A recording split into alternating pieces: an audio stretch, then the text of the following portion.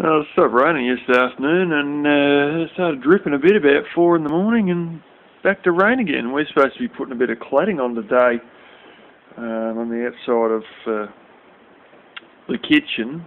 The wall that we basically took out for where, well, one of these sliding doors here, I don't know if it's that one or the other one, is going to eventually go, but he wants to put a bit of cladding on so we can do plastering without getting the plaster wet. So we'll be trying to nail gun a bit of stuff on in the piss and rain most likely. You can see the window there, but it's that other side where the little ride on mower's sitting down there that's we're going to do something with. So I'll turn into a rather drenched circus. I don't know if I've even got a raincoat with me, to be honest. Anyway, this is just ridiculous. First day I come up here, most of the way I was driving it's 36 degrees, which works out around 95 Fahrenheit. Yeah, and now it's just been raining the whole time, and it's sort of coldish in here. There are a few windows open.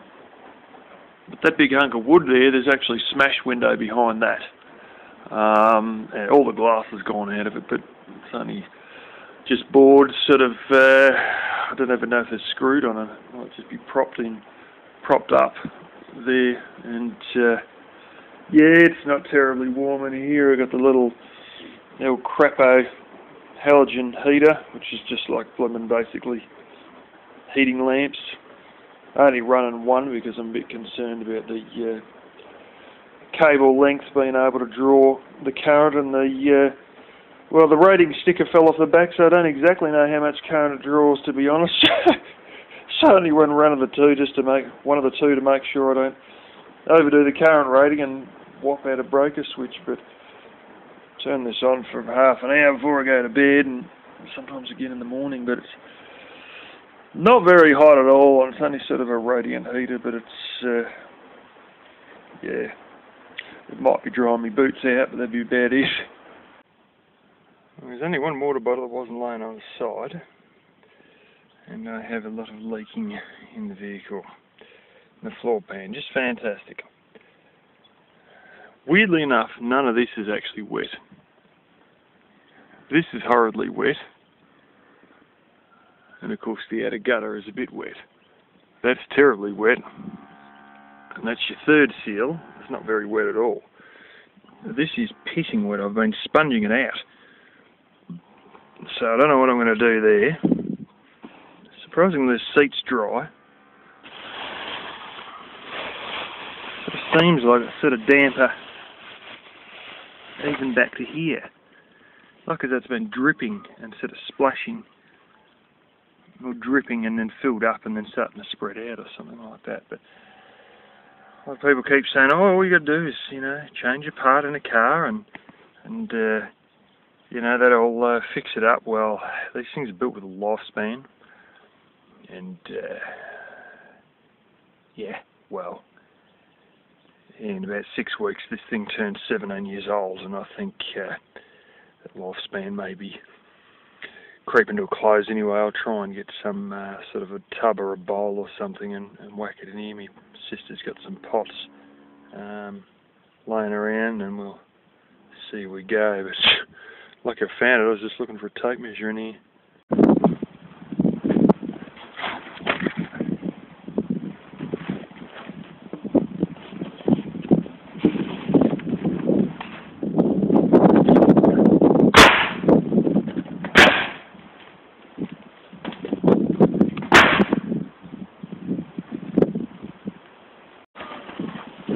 There we go, people.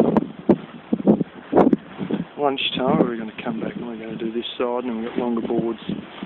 We'll go up the top here. This here is the hillbilly house. I'll say one thing, at least it's got siding on it. I gotta do that silver paper and hang on. With the bigger boards, maybe 2, butted up end to end. I think one of these ends is pretty straight anyway. Yeah. Yeah. These were seconds, and they've got a curved edge. These ones and all those couple there that ain't quite right, and all them are the ones we used on the house last year, but like, these are the offcuts. And this is only like a metre wide, either sides of where this sliding glass door is going to be. So, okay, we've got them up, only 2 in the middle. So I've got to go and do all the sides now. Little bit of guesswork to work out exactly where the studs are, but I've been looking at the back. And I've got to hurry the hell up because it's starting to rain. And then I've got to trim all these sides. Alrighty. Might have to call my mum. I got a splinter and it's bled a little bit. Been trimming this off. Brother-in-law said about 2 inches, and I realised the side guard on the circ saw gave us about the right amount. Maybe a little bit too small. Whatever. Wasn't too worried about it. I think it's going to fit a 19mm thing, so oh shit, yeah, that'll fit easy. Yeah. Anyway, still left this side on. I wanted to get this side off more because the whole shaking in the wind overnight business doesn't do the nails any good. It's a pain in the butt. I'll start to run off and move in a minute. Can't get the dish long enough to get the blasted ones coming out. It's starting to nibble in, but it's not quite level with this. So I started mucking around with a circ saw, just put multiple cuts, and I got it perfectly lined up. So I'll string line from there, find where the point is down there. You basically measure from there out to there or whatever, and then the same way back again, and that's where your string line has got to be held in line with that, and the same again with one higher up, and yeah, then you've got a line to work off to go down with your circ saw. I'll start taking all these in, just give me a sec. Yeah, so anyway, what's got to happen with this one, there's got to be it's like a, there's edging thing, holy smoke, that's still the same shit that was there last year, I think. It's got to be one of these, like edging, and that's got to go sort of between that and then sort of cover up to the end of these. On the other end though, it's a bit more of a shitstorm. Same thing again, I just ran down roughly, and you can only hold the thing upside down and go from top to bottom, because if you go from bottom to top, what happens, people? Pinches the blade. Doesn't work. As you're cutting in here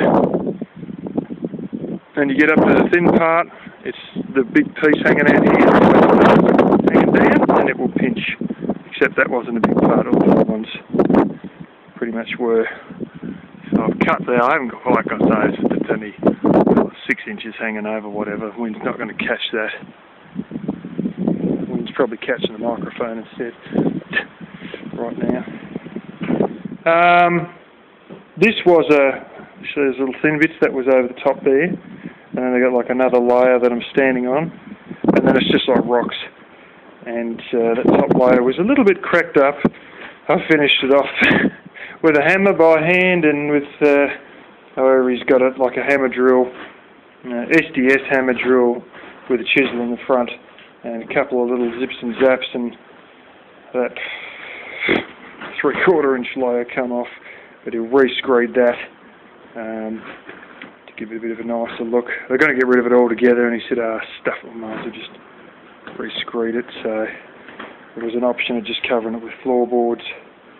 But yeah, anyway, yeah, with that end one round there, it's a bit different. I've got to sort of, should should have showed it just before. Stupid. The stud that these are on, it has to go in 19mm in past that stud. I can't even really ascertain where that is. I'll have to measure it through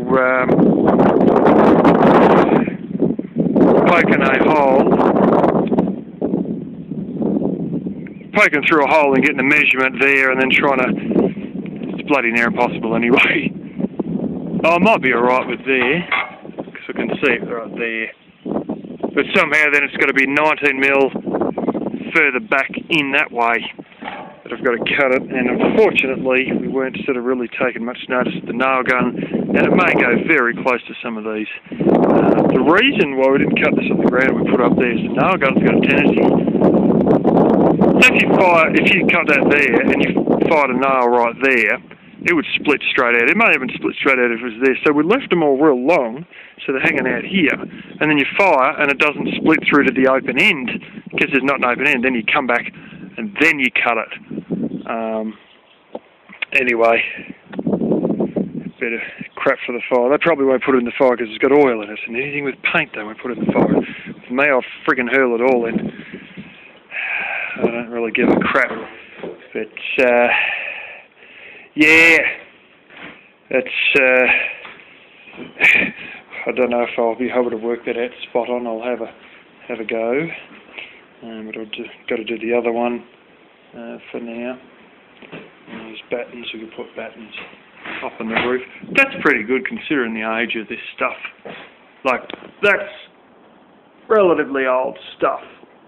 And, yeah, hit it with a pressure washer to get a bit of the possum shit off it. There's still possum shit on the top of them, unfortunately. Mixed with that piss and it sticks to your damn hands. It's just disgusting. But we've got a bunch of insulation bats for that. We've got a big roll of silver paper. Anyway, we've got to put the battens on initially, and then I think put a bit of the plaster up. I don't know if that's going to happen today, probably not, because it's sort of creeping into the afternoon already. And then probably stuff the insulation up there and then put the last sheet up or whatever. So, anyway, I suppose I had better continue.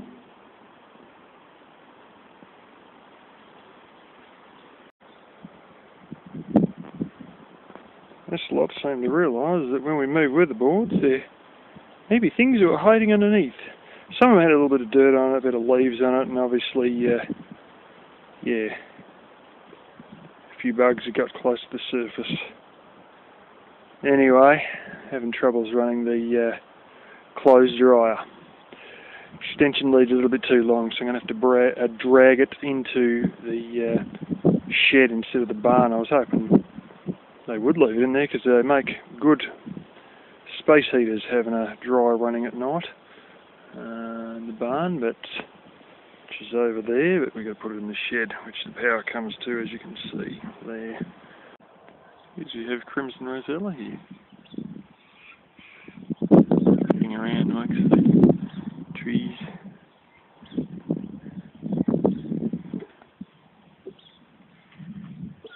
Can't you eat it, Rudy? Yeah, it's one adult one and the other one's a baby one. There we go. Is that right, buddy? Oh.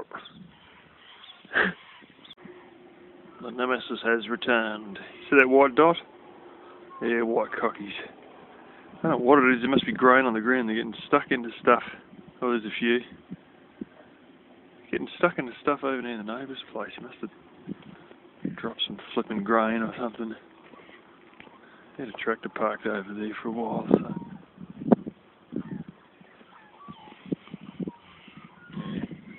As suspected, trying to eat all the flipping plums. One of them got into my tree and started trying to eat all the green plums. These guys, obviously. Same damn thing. Might have bird nets sometimes. There they all go, they're freaking out. There they all, mate. my gosh, there's more than I thought.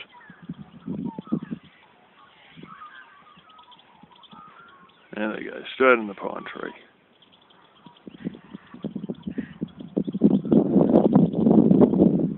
Should eat the bastards.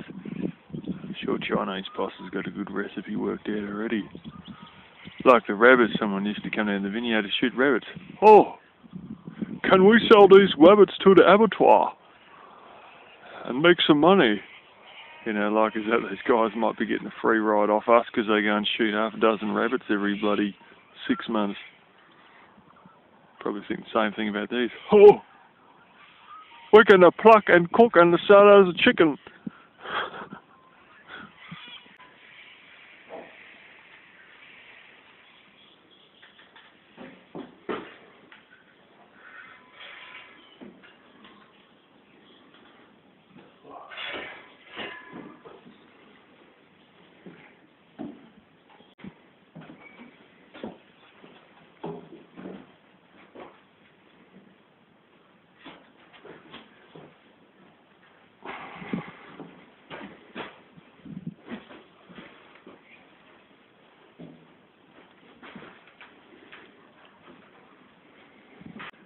Other insulation that we're going to throw up above the battens and then lift the plaster up with it.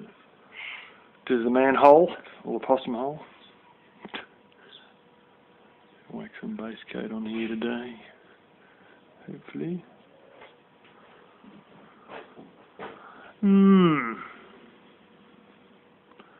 Fair bit done in one day actually. It'll be battens up, plaster on, insulation in, and first coat of bog in one day. And then a few screw holes.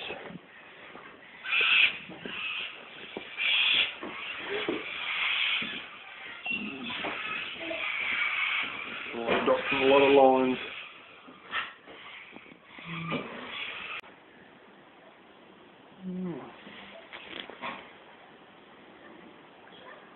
Fixing up, making a new one of that instead of bringing it out past that stud. Stuffed up with this, I cut it the right height, but then didn't compensate for the thickness of the 4x2, so I had to pull the 4x2 out, and then the door jam's going to go straight into the framing, which isn't the best, but it'll keep it all even with the height of this, and then we've got a perfectly flat one level with the rest of the floor. And yeah, screw the door jamb into there, and then there's aluminium rails that the sliding door sits in, and those rails will be screwed to the jamb, which is screwed straight to the framing, all because somebody didn't compensate for the extra 2 inches. But anyway, pretty good anyway. Manhole, possum hole, possum attacking entry hole. As you can see, we'll put some nice mattresses for him up there, which I'm sure he'll tear to shreds or something.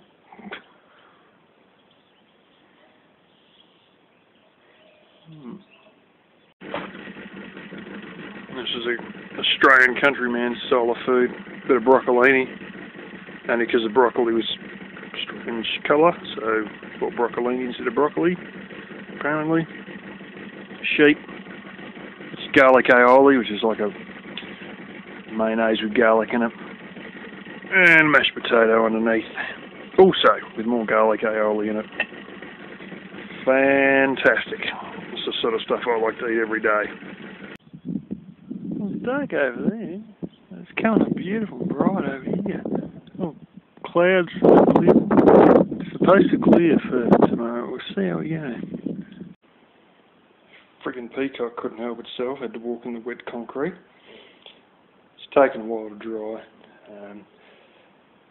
Then again, we did do it sort of late last night, so if it takes 24 hours to dry, it's going to be late tonight. Reality is it'll probably take longer than that. It seems that it's still rather damp. Reminds me of a batch I made once that took about 5 days to harden. But anyway, sort of when they dry slower, I think it's actually better for them. Anyway, we've got the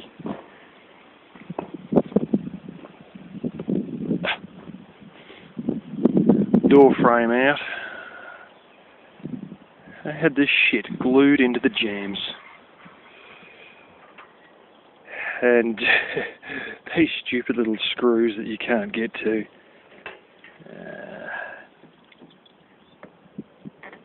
Hidden in either this end or this end.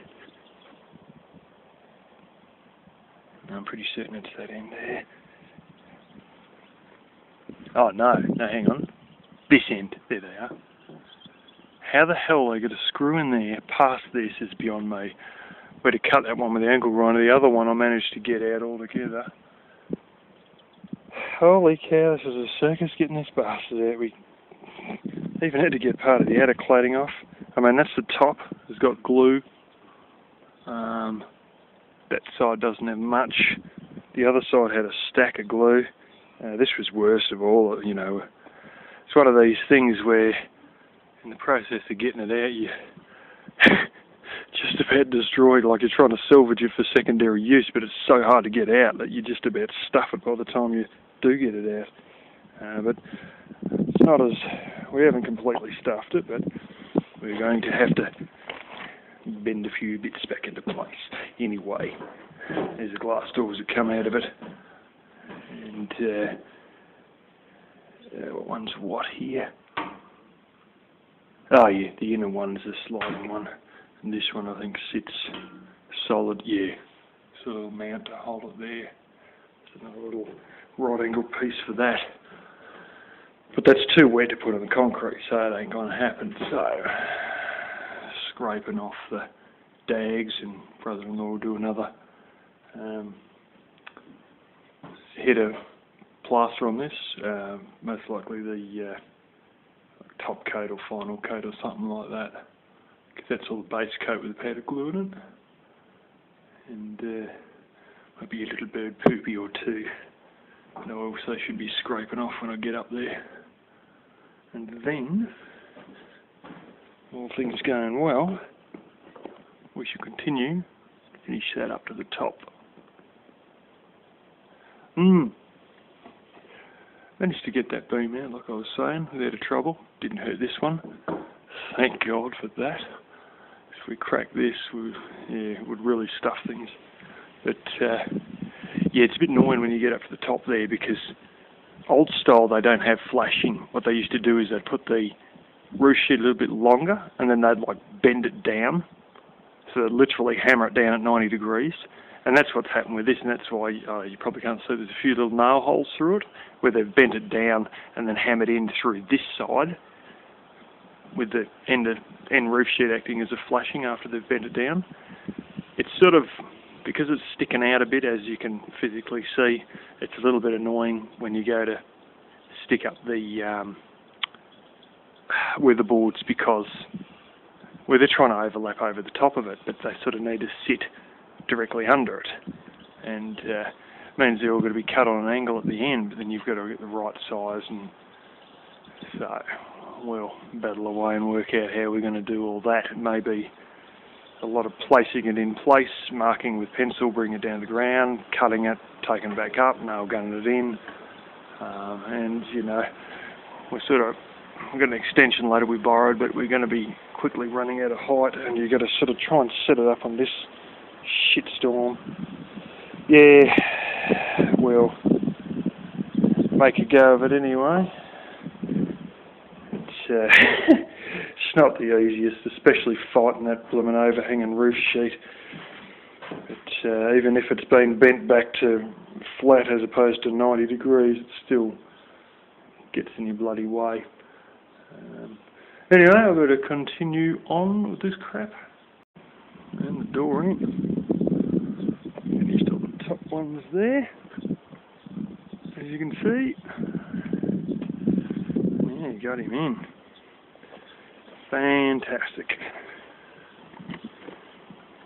This was a bit of a shitstorm. Oh, and that wheel has gone from being all rightish to terrible on this thing. I've just been playing around trying to adjust the wheels to get them to play ball, and they're not very good still. peacock. Yeah, it's all... Ugh, if the wheel wasn't bunny hopping, it'd be all alright. The locks and everything. So yeah, finished those weatherboards outside up above, like I was just shown. Got this in. Done a second coat on all this. That tomorrow will probably be a sand, or well, you sort of just run a scraper along it and get all the higher edges off or whatever, lumps out of it, and then go final coat. Or maybe we will actually sand it, then go final coat, and then sand it again before it gets painted. About all this. First of all, I fucked up because I didn't compensate for the 2 inches of the 4x2 that's supposed to sit there. And my sister said, yeah, it's wide enough from this stud to that stud. It'll fit.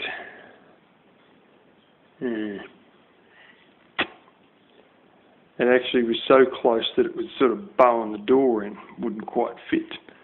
So we actually cut it in another 20mm with the angle grinder, and now your little seal, which should be sitting back here, is now sitting here. Doesn't really matter, he's got a whole ton of this, and on another, back here, you can put some of that because he's got an adhesive version of that in a big roll, and that should compensate for the 20mm we cut off. It also appeared that the whole frame, as you can probably see, there's pretty much no gap there. I hate this frickin' camera doing this shit. There you see, there's only like, well, no, not much at all, not even a 1/4 inch. And you get up here, and there's actually quite a gap. This frame isn't perfect. You can't expect much for a place that's made in 51 or whenever the newspapers were underneath the lino, and she's sort of a little bit kinked that way. So as a result, the door is doing the stupid silhouette thing again on my camera. There you can see it. Yeah, the door had to be back that way.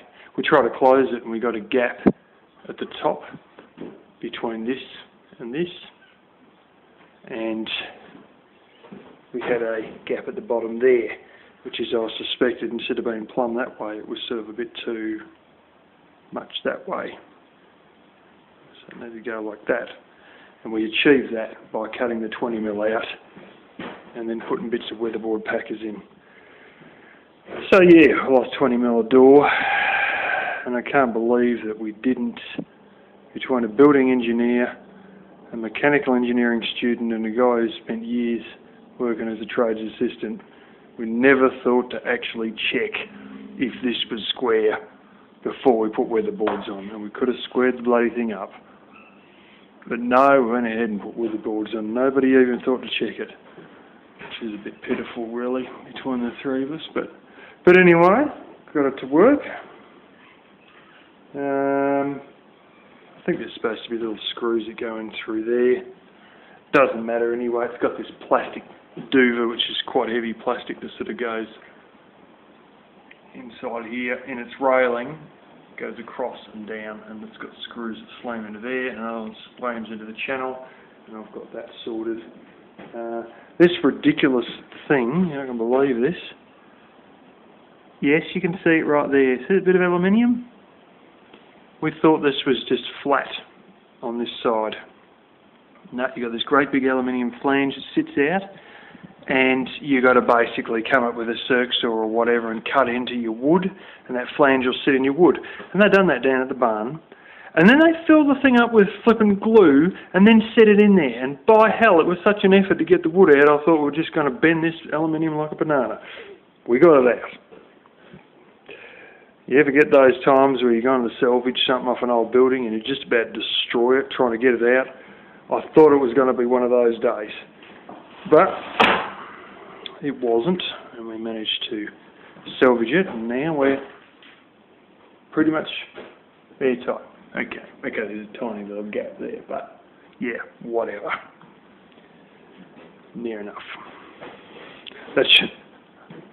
That'll be your ventilation for the air that the wood stove's going to use, and the wood stove just sitting out under the tarp there. Yeah. Water out for your water jacket, water in.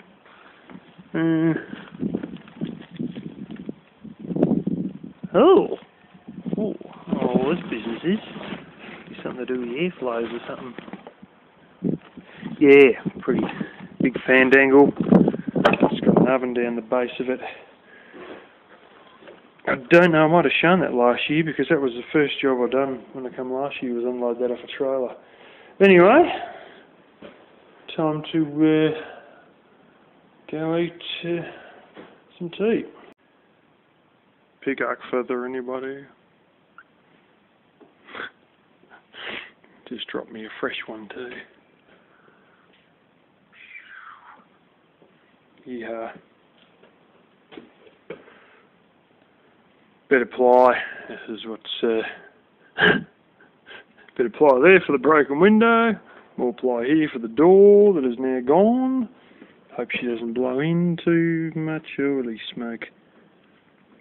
That's a fair bit. Good old untreated pine down here. I don't think you can see anything. Oh, you can see a little bit there. As you might be able to notice, it is as rotten as shit. Absolutely rotten shitless. Yeah. That's, yeah.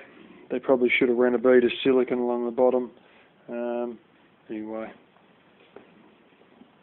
Grandparents' old heater. I sort of, that on the first notch runs about 500 watts. I've got too many extension leads hooked together here. And it's got a fan function first, and just blows the fan, and then it has one heating element in the fan, and then two heating elements in the fan.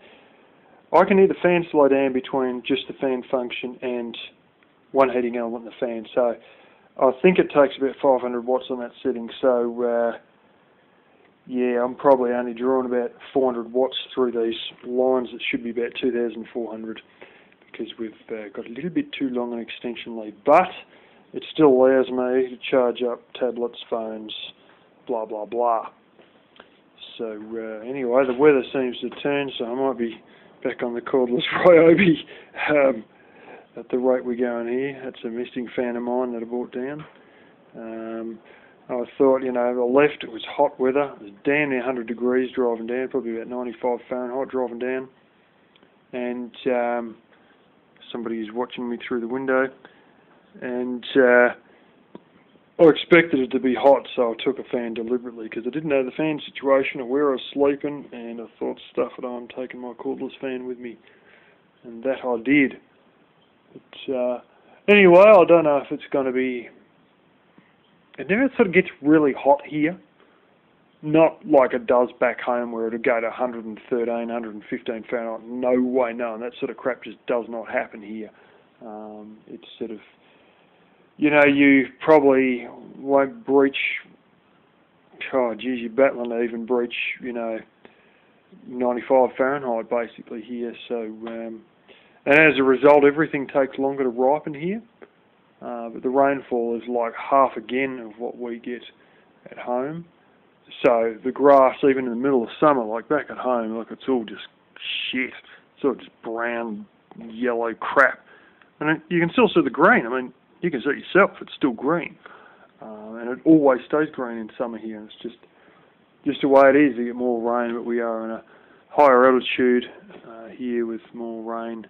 And being higher altitude when the winter, and the fact it doesn't get that hot in summer, when the winter comes, holy cow, it gets cold. It is quite a bit below freezing. It's probably, typically at night it's 23 Fahrenheit. So, yeah, there you go. Anyway, there you go, eat something. eat this bastard if he stays here long enough. I'm sure Chinese boss has got a good recipe. I think the neighbour's husband's just about got a good recipe. He's sick of the damn things. I've shown you guys this in a video before with my better camera. So we can get some decent light.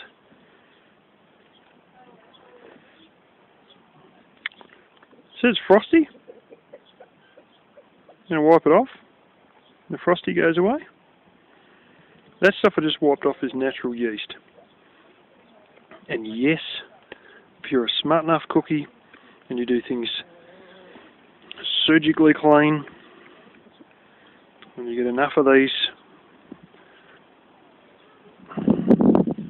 if you sit these in, you pick these with nice clean gloves, put them in water, rub the yeast off underwater with those gloves, and then mix in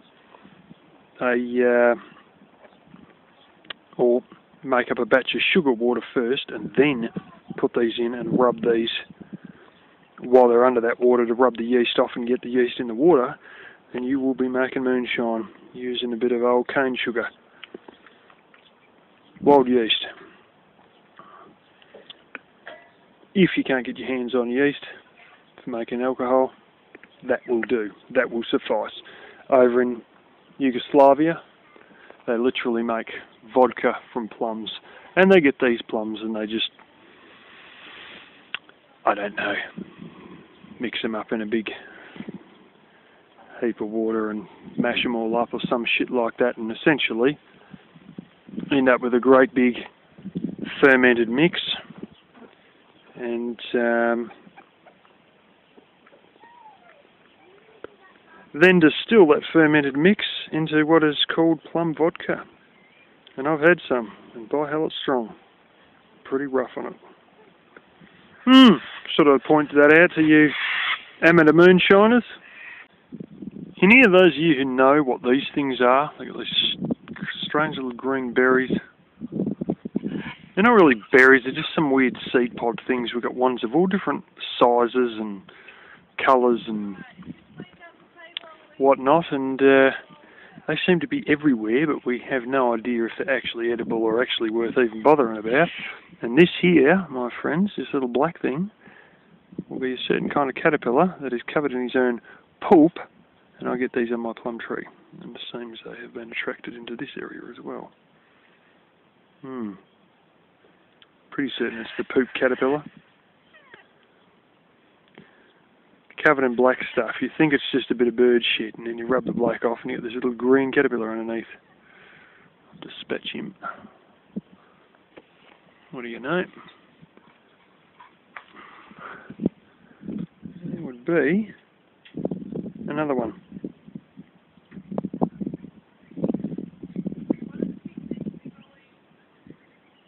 There we go. Found one of those in my plum tree once.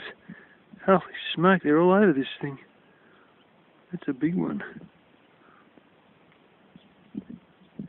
Here's a big one.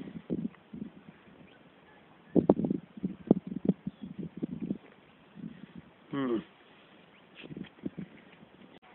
have a look at this tree here. And with all these other bizarre looking things. Any of you know what that is, tell me. They're not crab apples, that's for sure. But anyway, back to this. This is lucerne, or as some people call it, lucerne. This is actually a fodder tree. We grew, holy smoke, like a whole plantation of these things. Just rows and rows and rows when I was a kid in WA. And I remember them being small, and before you knew it, they were probably about as tall as this one. Not as thick at the base, but yeah, talking like, 6-7 foot in the air. Those were, this is probably 9 foot, maybe 10 at the best parts. Probably about 9 foot. But it's a fodder crop. Just, well, basically chop the branches of the leaves off and you can feed it to cows. It's quite good. because it's one of these things that when you decide to harvest it, you can harvest it. And you might have to grow it for a few years, but when the drought hits, or some other calamity happens, or opportunity happens, cows are cheap or something like that, well, you can buy in more than you usually would and feed them off this that you've been growing and has been getting larger over the previous several years. It's not too uncommon, this.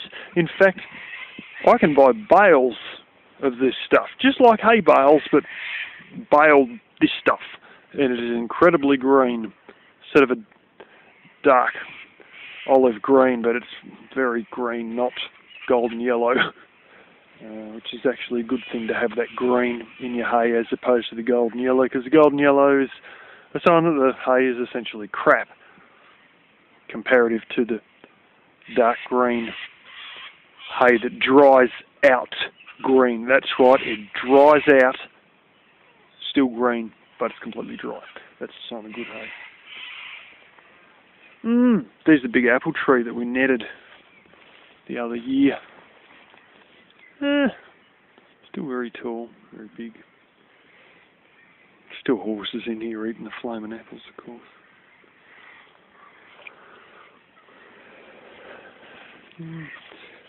This is, let's point out, this is one of these things. I think it's eucalyptus. I knew an old guy who used to be able to somehow use one of these leaves, and he'd sort of fold it in half and stick it in his mouth and make this real loud whistle with it. I don't know how, I forget now, but I've managed to do it once as a kid. Anyway, I have an early night tonight. I'm stuffed. Oh man. I've been meaning to do things some of these nights, and I just don't even get as much done as I'd like on these nights, because I'm getting a bit worn out, obviously. But anyway, that's what I'm here for, is to have a bit of a working holiday. A couple of poplar trees.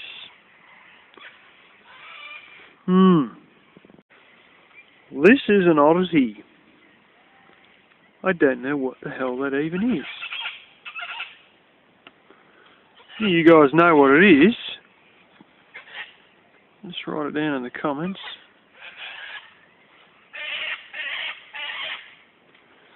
These bizarre things. I hope some of these are actually usable things. There's seem to have a lot of these weird things like that red one I was just showing before. Where's the ones on this again? Yeah. It's weird little blooming stiff berry things that don't really... I don't think you can eat them. I don't know. Good if any of you guys know what these bizarre things are, because as far as I know, I don't know. And, well, they might look nice. And, whatever, but I really question their purpose. And if it's not my property, but if I'm me and a tree doesn't really make a worthwhile fruit, well then it's got a little tag on it one day to be firewood, if you know what I'm saying. It's decent size in some of these, and yet they don't really hold anything that I know to be edible. But what do I know about these? Absolutely nothing. If you guys do, make sure to speak up in the comments about it. It's got like little white dots on them too. This is loaded, great tree. If it's edible, it'd be good if they could do something with it. If not, well, yeah, they will keep it. I probably wouldn't. What would this appear to be?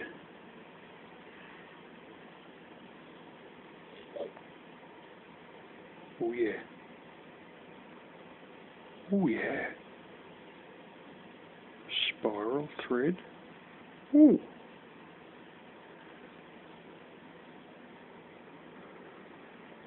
Those of you who are smart cookies will work out what this is. Those of you who don't, will be eternally shrouded in mystery. Or probably not. Just shrug your shoulders and say whatever. Never think about it. This is not really allowed, but no, I'll save the sweeping the floor. You know, sometimes when nature goes and sorts things out for you, and if you just shut up and stand there, that'll do it without you having to do anything. That's how I roll. Isn't that right, Rudy the rooster?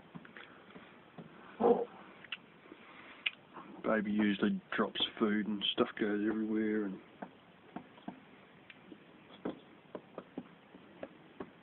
bits of noodles and little bits of cake, and just let these couple work it all out and save you having to get off your ass, basically. Just don't shit under the table and we'll be all good until your sister comes out. Plums. It's a whole tub. That's what they've been picking this morning. I've been going berserk on this. It's all black with crap. Salmon, a little sideburner. Can't help myself. Can't quite get into this. This stupid rack won't lift off. You can unscrew the bottom, blah blah, but better get on with the day. So, but I've got most of it all out. Scraping it with a knife, spraying wipe. Went through shitloads of wipes. The back pretty good. And the top reasonably good. Paint's starting to come off a little bit, but it isn't exactly the newest. This is probably blooming, God, probably 15-year-old barbecue or something, I'd assume. More than 10 years old anyway. Anyway, that's a lot of cleaning things that are really dirty sometimes. Unless it's my own house. Alright, time to learn a few bits and pieces about how to find out things you can't work out. Now, we got the stud. It was up the crap, so we had to move it sideways. We have jiggled and wiggled and shoved and slammed and nothing's happening. Well, the brother-in-law was anyway. He said to me, you have a look. Now, I could keep pulling like hell and slam into the batten here and break the batten, and he's already rubbed a lot against the batten, so you can see the buff marks, and preening the plaster a little bit. Instead of keeping on slamming and pushing the outer lining boards in or smashing more plaster or whatever, what you got to do is jiggle it and see where it pivots. Now it is pivoting somewhere up there. Now you probably can't see a great deal up there. But lo and behold, the rafter that runs along this end has had a nail through that rafter straight into this. And I could keep slamming and I could destroy things. Or I can take the blade out of this hacksaw and go through a little nail, much the same as that sort of thickness, because I can't get in there with an angle grinder. If I had hacksaw blades for my reciprocating saw, I could, but I've only got a wood one. And I'll slip that tiny little thing that you can't even see out there, and the whole lot will just go plonk. And if not, I might have to cut it here with a reciprocating saw and try and hit it with a screwdriver or chisel in there to split that piece out. And that's the other thing you can do. Say if we've got to get rid of this nail, you can slam it like hell with the chisel there, or even with an axe, and cause it to split up the grain in line with where that nail is, and guess what? Then the nail just slips out. There's a few little tips and tricks about everything. Before you go berserk, look at your pivot point, and that is where your hidden nail will be. And whether it's the right thing or the wrong thing to put a nail through a rafter into a stud, regardless of if it's right or wrong, that was how this place was built years and years and years back by whoever the hell built it. Whether they're qualified or not, we don't know. We don't know a great deal of the history of much of this place, to be quite honest.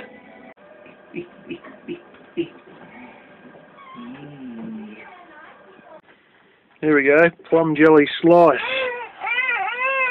I believe we've got gelatine with blended flesh of plum, minus seeds, minus skins, and what's in the bottom there? The biscuit base. Biscuit base. And there we go, that's what you get when you've got hundreds of kilos of plums and you don't know what to do with it. If any of you know what these trees are, I had this, that maybe you did give away. I had a couple of these at the front of my place. One of them, no, it was about 3 I think, right at me veranda, like near where my back door is. One of them I cut down, it kept re-sprouting and eventually killed it. But they were really badly hollowed out, like it was only a little bit of a C around the outer edge that was still alive. My sister's got a couple. This one looks like it's got a bit of black sooty mould problem or, yeah, something. Another one here. I don't know what they are. You know, I had several of them. I'm sure you'll all be able to tell by that little 2 buds that comes up at the end of the leader there. I just ended up fight with the first year, I think.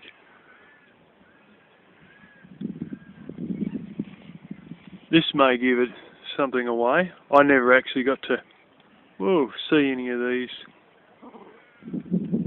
sort of flower pods or whatever the heck it is.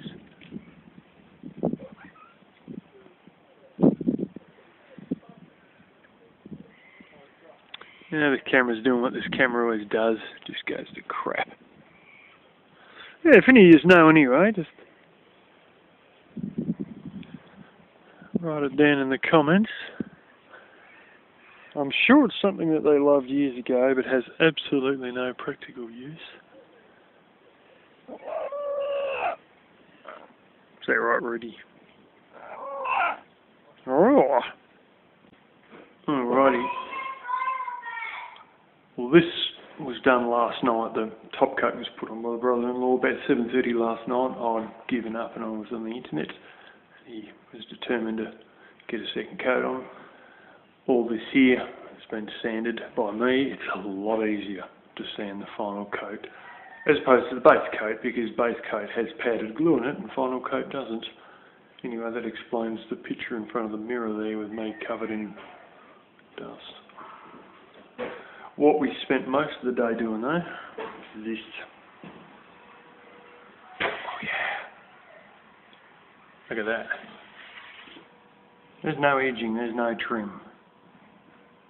That's about the worst one we've got.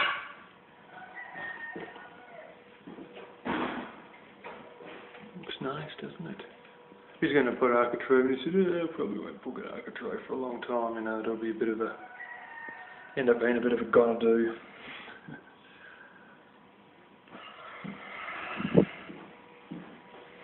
They come out good. A few of these got stains in them, he reckons it adds character. That was water getting through the plastic that they come in. And you know, I don't believe this, but these blasted things, the reason for these gaps, some of it was to do with a bit of a difference in height from one side to the other, but we had a couple that lined up perfectly. And I think it was that one there, right there. You'll see the one on the left, even though it's not completely level with the one on the right, it actually was 5 mil smaller than the one on the right. Now you think when you buy something, yes, he did buy it as seconds, but you think when they put it through the planer wouldn't be 5 mil difference thickness from one plank to the next, but you know, what do you know? Yeah, it is. It's like, I wouldn't say it's 5 mil to be quite honest, but let's put it this way, it's at least 3.5 mil, it's at least 1/8 of an inch difference, which I wouldn't have suspected, but this is what you, well, you know, you did buy them as seconds, even though you really shouldn't even expect it to be like this, even if it is seconds, but quite remarkable actually. I'll take you up on that. Oh, look. Yeah. Look, this one is in level with that one. We get to the top and there's still a gap from this one to this one. Flipping ridiculous. Same with these. That one's actually slightly higher than this one, and yet there's a gap there. And some of that's the curvature of the building, but honestly these, like, you know, well, it isn't actually the curvature only affects the one above it. But honestly, and yet, so anyway, you wouldn't want to be buying first like that, let's put it like that. You'd only pay the price of seconds for it, but look at this one. Come along, up, around, right along. This was a bit of a shitstorm because this board here isn't exactly straight. It's a door jam, or whatever you call it. Door buck or something, I can't remember. And same with this here, right along. And right around, that's not two separate bits, that is all the one piece from there across. You get these little, I think they call them sap joins or something, through it, but it come out quite good anyway. And that's what you should be able to manage in a day. Or less, if you've got all your blooming scaffolding set up properly and you've got a miter saw and, you know, probably should go about as fast as putting weatherboards. So we're done well, you know. You sort of consider, took one day to clear all the rubbish out of this room and get rid of the ceiling. Within 2 days, we basically had the ceiling up, the ceiling plastered, even with its final coat by the end of the second day, and the door in. Third day, 1 day to clean it out, 2 days to get it to the point of sealing in, battens in, sealing in, and sealing with its final coat on, and door in. And day number 4, we put that in and I sanded that, and cornice, and this is all right to size, but we've got to actually put it up tomorrow morning. So that's the way it should be, people, you know, like 4 or 5 days and you should have, you know, a room primarily done. Oh, yes, I forgot. Day 2 was primarily the ceiling. Day 3 was primarily this. Day 1, clean out. Day 2, ceiling. Day 3, this and the final coat of plaster on the ceiling. Day 4, palings inside and cornice ready to go. And day 5, cornice up and ceiling painted, hopefully. Oh yeah. And day 3 we also got the door in. Yes. Oh, this stuff's still got sawdust on it. Have to put a flashing there too. Actually looks pretty good, that. It looks very good. Yeah.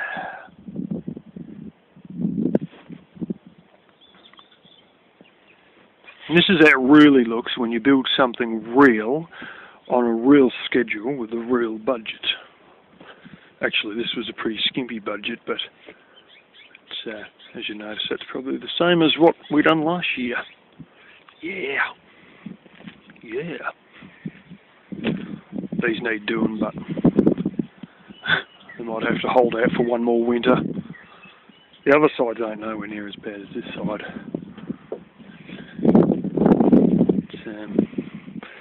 Yeah, anyway.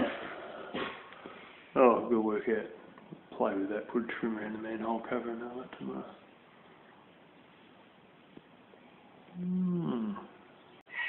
I don't know if there's a few that are rolled down, but because we have apricots. Yeah, that one's still hanging on. And so is that one. This one was sort of jammed in amongst the... Oh, there's plenty in here. jammed amongst a little bit of a fork there, amongst a few twigs. But just as that one was. Yeah, there's sap on that, that's not good. Yeah, another one. Oh shit, I'm actually picking these. I didn't realise. I swear the other one was sitting in a fork though, the first one.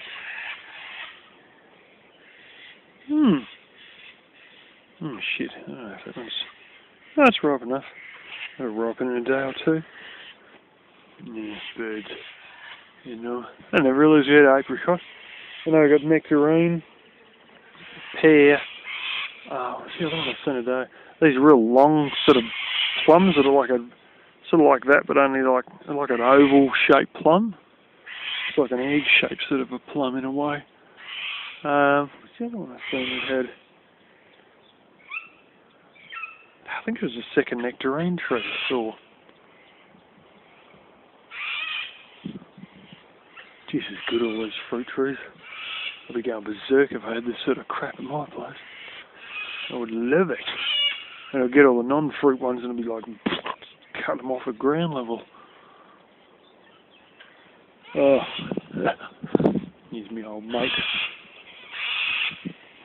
It's the wattle. I believe. Yep, that's the wattle. It's one kind of wattle. Probably the most common kind. You can always tell. Shut up! Things you can always tell because it's sassy looking. Yeah, piss off. Gee, that's noisy. This one isn't too bad. A lot of them are all dripping and sap and rubbish, but it's definitely wattle. Technically, that's not a leaf. It's a something else. I don't know. It's all technical. Too certain.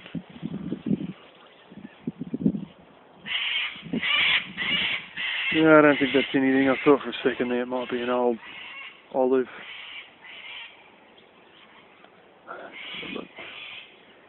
Nah, I'll leave it something else.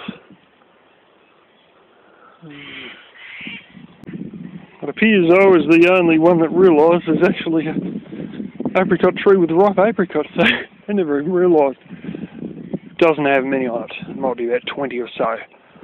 And if you walk past too quick, you'd never even notice it was actually bearing fruit. So once you enter the storage zone here. Beauty. Beauty! Big tub! It's the same kind that they pick the, what's his name's in. Could do with a bit of a dust wipe off, but same one they pick the plums in. Oh,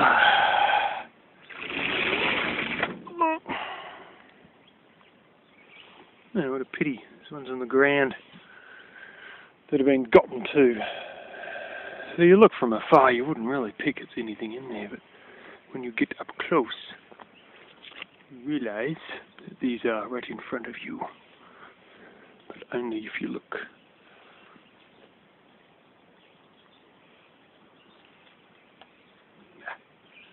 Yeah, pretty flaming small for apricots.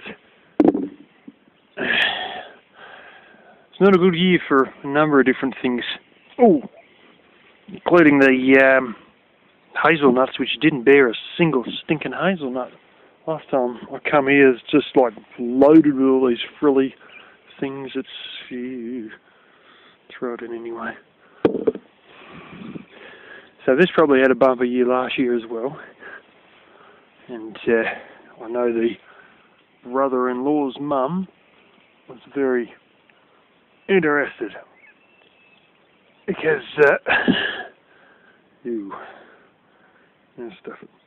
because her father bought a property originally with no house, then established a garden, then 15 or 20 years after the fact built a house there and had a fully established orchard the day they moved in, bearing fruit everywhere. And the builders said, we've never seen somebody who gets the garden done before the house. And as a result, she grew up Around a place like this with fruit just freaking everywhere. And all her stuff was all stone fruit as well. A lot of plums as well. And as a result, she was just about back in her childhood, so to speak, when she had a good look at this joint for the first time. And was trying to identify the different varieties of plums and whatnot. And she went absolutely bongo drums the first year on making plum jelly and plum jam, and holy smoke, we're still eating last year's apple jelly, which is actually pretty flaming good, the stuff she made. I might have to encourage things a little bit here, or get a ladder or something. We don't have many. What we do have, I want to make sure I can get before everything else gets.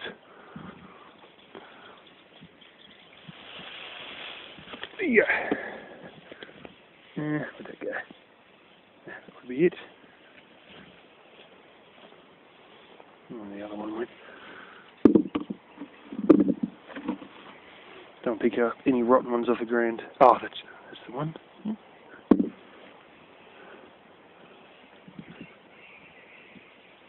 I like the idea where they put like a tarp out and everybody just goes and shakes the hell out of it. And then they get all their fruit. I can turn around and watch where this one falls. Oh, two of them behind me.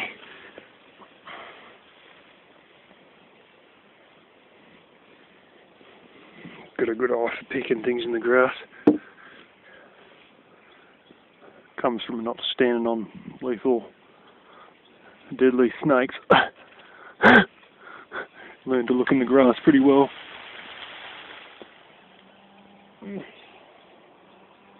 Don't think that yielded anything. A few other plum trees that needed tending to, one or two of which may have gone unnoticed. But I might have to.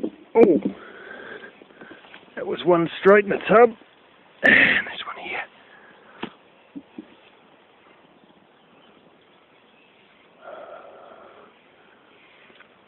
Yeah, I think we're getting pretty thin. Don't worry about that. That's some other blooming purple round plum thing. Probably a plum cod or something, who knows. It needs a little while yet, that one. Like all this would be long done down in my area, but everything takes longer to... Oh, there's another one. Longer to ripen down here.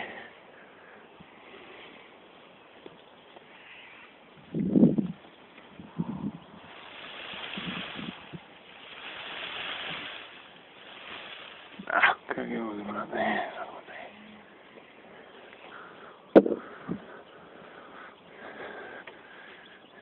Crazy mumbling people. Oh, picking apricots.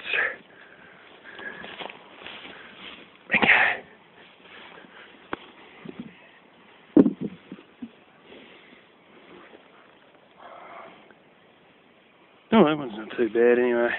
Birds out of Norwood, it will take that. The rest of the ones on the ground are pretty much beyond it. Let me get there. 1, 2, 3, 4, 5, 6, 7, 8, 9, 10, 11, 12, 13, 14, 15, 16, 17, 18, 19, 20, 21, 22, 23, 24, including the one I ate. So that's not bad for a dud year.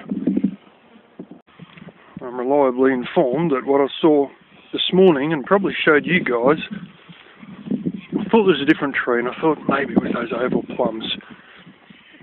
Maybe it was the nectarines. I said, no, there's another apricot down here, so I'm going to have to look. That looks terrible.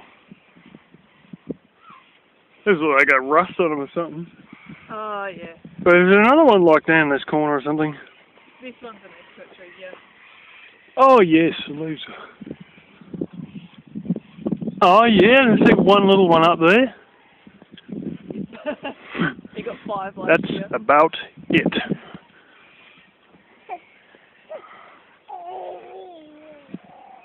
Hang on. Let's see if we can get it out.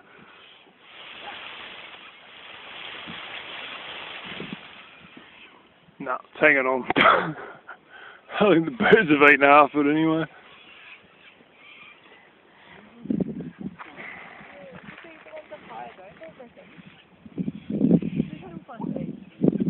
I think they got rust on them or some weird dots. Yeah.